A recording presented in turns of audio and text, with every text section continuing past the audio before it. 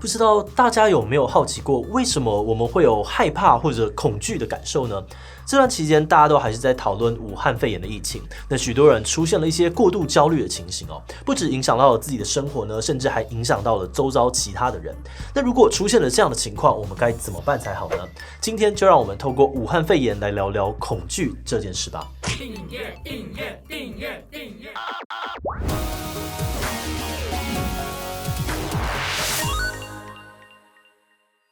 Hello， 大家好，我是志奇哦。最近你有没有常常出现担心、害怕或者是焦虑的感觉呢？武汉肺炎的事情好像一个很大的石头一直压在我们的心上。最近呢，常常会因为又看到一些确诊的案例，或者像是吹哨医生李文亮这样令人感到非常难过的故事，就跟着感到非常的沮丧，甚至呢会感到一些害怕还有恐惧。口罩的事情呢，好像也是另外一个压力的来源。一方面担心自己口罩好像不够用，是不是可以不用一直戴着，想说等到需要的时候再戴就好。但走到路上看到大家都戴口罩时呢，又会觉得自己不戴感觉会被骂，连小小的咳嗽呢都很怕被当成瘟神。如果你也有这样的感觉先不用急着觉得自己是不是很脆弱啊或胆小，因为这些感觉呢其实都是很自然的本能反应。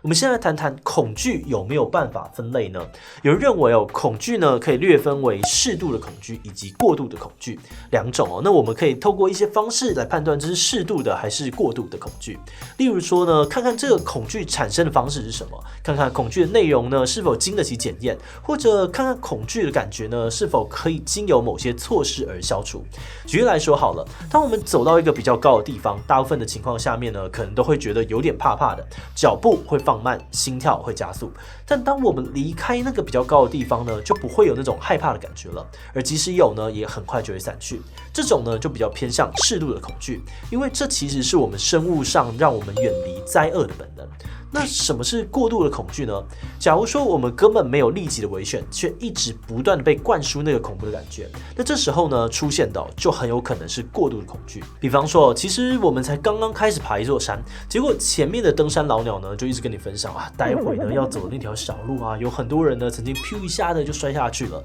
如果有这种白目一直恐吓呢，我们就可能会产生了过度的恐惧，有可能会想说还是放弃好了。有可能呢，当我们真的走到那条小路时呢，反而因为超级害怕，所以脚步呢也踩不稳，更容易出事。其实适度的恐惧并不是坏事，有点像是人类为了求生存演化出了一种应对危机的本能反应。但过度恐惧呢，就可能让这个求生的本能反应不小心反应过度了，有可能对我们个人呢，甚至是对整个社会都带来更不好的结果。恐惧带来的麻烦呢，可能分为个人与社会两种层面。那先来聊聊对个人的影响，以最近的这个肺炎疫情为例好了。有些人呢，可能会因为真的很害怕被传染而出现一些过度恐惧的状况，例如担心病毒透过空气传染，或者只是一个小感冒就担心是不是中标了。这些过度恐惧的情况呢，如果持续也蔓延甚至可能会引起一些生理上面的症状，例如头痛、肌肉紧绷、注意力无法集中，甚至无法入眠。同时呢，也会急着寻求自保，例如跑去抢购口罩啦、卫生纸之类的。有些人的个性呢，甚至也会改变开始对身边没戴口罩的人呢都很不友善。那对社会又会产生什么样子的影响呢？在一个平和稳定的社会里面，如果只有少数的一些人产生了一些过度的恐惧，其实不太会对其他人产生什么影响。但是现在传递资讯的速度非常的快，不管是我们的媒体还是社群都会让许多的资讯以及感受很快很广的传播，然后散播开来。例如一开始只是少数人过度的恐惧跑去抢购物资，结果被报道出来后呢，许多人都开始觉得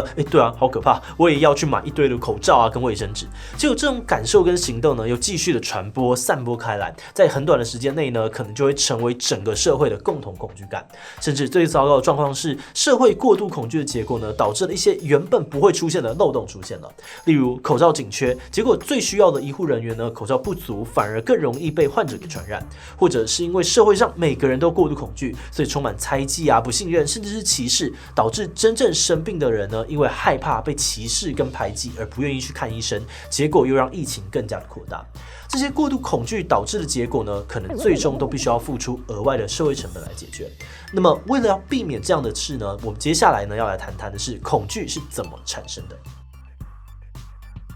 恐惧是怎么产生的呢？有心理学家认为恐惧确实与我们的生存本能有关。在面临一些突如其来的威胁时呢，我们本能呢就会透过恐惧的感觉，让我们认识威胁的存在，进而产生一些必要的反应。其实呢，在频道刚创立没多久的时候，我们有一集影片呢在讨论为什么人会害怕蟑螂。当时呢就有提到，我们对某些事物有害怕或者是恐惧的感觉，可能是从远古时代随着基因流传下来的。那也有学者认为有别于实际上遇到的这些威胁，只要我们的想象画面呢有危险的感觉，就会让我们产生类似恐惧的反应。例如刚刚讲的登山老鸟的恐吓这种其实根本还没有遇到危险，但却因此感到害怕的，就是属于想象中的危险所造成的恐惧。而有时呢，连危险的想象都不需要，单纯只是未知或者是不确定事件的结果呢，也都会有类似的焦虑或恐惧感。这是因为如果我们的大脑没有办法得到确定的结果，那个不确定的部分呢，就会产生很多的想象空间，就会开始产生各种的小剧场，并且会选择加减做一些事情，去除自己的不安或恐惧。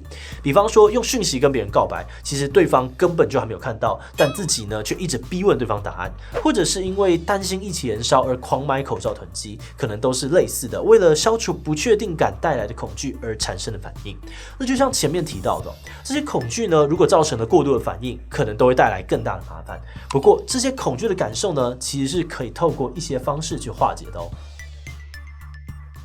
首先，当我们遇到恐惧的感觉时呢，可以先试着问问自己，究竟自己真正害怕的是什么呢？是怕喜欢的人讨厌自己吗？是害怕得到了糟糕的传染病导致死亡吗？还是害怕自己不小心成为了传染源，导致家人生病呢？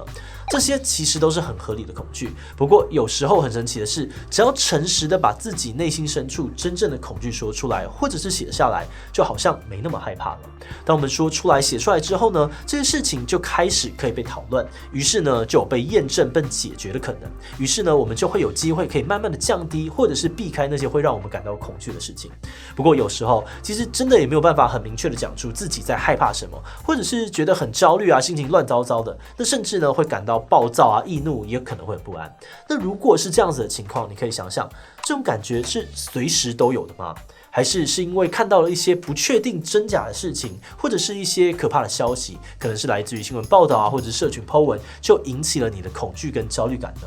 如果自己是属于这样的情况呢，其实你可以先试着去判断、查询看看这些引起你害怕感受的消息是真的还是假的。如果无法判别，或者真的太多了，也可以尝试一下转移自己的注意力，做一些其他的事情，甚至直接把账号关闭、App 删除，做一些其他可以感觉抒压的事情，暂时远离那个压力来源。也许那个莫名的压力呢跟恐惧就会因此释放了。而另外呢，找到一个信任的人互相支持跟陪伴，也很能够化解恐惧跟焦虑哦。像是跟家人啊或者好朋友好好聊聊你恐惧害怕的感受，有的时候呢，其实彼此都很担心焦虑，但只要能够分享一下自己的心情，好像就会比较好了。而另外呢，如果是身边的人跟我们分享他的恐惧，也不要急于否定他的感受，或者是指责对方想太多，因为有的时候呢，对方其实只是希望你安慰啊、鼓励他一下而已。但如果生活周遭呢，一时之间找不到这样的支持能量，或者是当你试过了各种方法都没有办法降低恐惧啊或者焦虑时，那就还是建议得要寻求专业的咨商或者医疗协助。在做这支影片的过程中呢，我们其实看了不少 SARS 当时的记录还有资讯。那当时的社会氛围呢，跟现在其实真的有点像也是非常的恐慌，然后疯抢物资。那只是呢，因为当时是发烧的人才有传染力所以抢的呢可能是耳温枪啊、额温枪。但就像刚刚讲到的，之所以呢会出现这些现象，大部分呢都还是来自于人类自保的本能。当我们可能遭遇危机的时候呢，就会感到恐惧，然后下意识的呢就会去做一些事情来消灭恐惧，同时让自己远离灾难。所以呢，我自己是觉得像这一次的疫情呢，大家面对的可能是死亡的威胁或者恐惧，真的都是很正常的。毕竟适度的恐惧呢，也确实能让我们变得比较谨慎。但这支影片呢，我们想要提醒大家的是，过度的恐惧也同时会带来更多难解决的问题。像不管是 SARS 呢，或者是最近的疫情，我们都可以看到很多因为恐惧而出现的歧视，然后呢，怕被歧视的人就因此隐匿自己的状况，反而可能会造成更严重的交叉感染。又或者是说，我们出于害怕而囤积了大量的口罩，乍看之下呢，好像保护了自己跟亲友的健康，但在我们看不见的地方，其他更需要口罩的人呢，可能就会因为买不到口罩而成为防疫的漏洞，传染给更多人，进一步的对我们的健康造成长期的危险。那当然，要说我们不会担心这次的疫情绝对也是骗人的。但就像刚刚提到的，如果我们可以练习分辨自己的恐惧来来源，然后对症下药的去处理它，或许就能够有机会帮助自己好好的跟恐惧共存，而不至于会因此影响到身边的亲友跟日常生活。毕竟包含这次的疫情在内，很多恐惧的感觉呢，可能都会持续很久很久，而社会集体恐惧所带来的连锁效应危机呢，也可能远超乎我们的想象。所以学习跟恐惧共存，维持一个稳定的步调，同时做好自己能做的事情，我觉得就是一个很重要的功课。所以接下来就让我们一起继续努力吧。那最后呢，我们想要问大家的是面对恐惧的感觉，你都是怎么化解的呢？跟别人讲，只要把恐惧分一半给别人，就比较不怕了。B 做其他事情想办法转移注意力。C 认真分析恐惧的来源，然后再想办法解决它。D 其他留言告诉我们吧。最后，如果你喜欢今天的影片，欢迎分享给你的朋友，一起鼓励对方，并且化解彼此的恐惧。此外呢，也可以点击这个地方看看我们为什么会害怕老鼠跟蟑螂。那么今天的这一期就到这边告一段落，我们明晚再见喽，拜拜。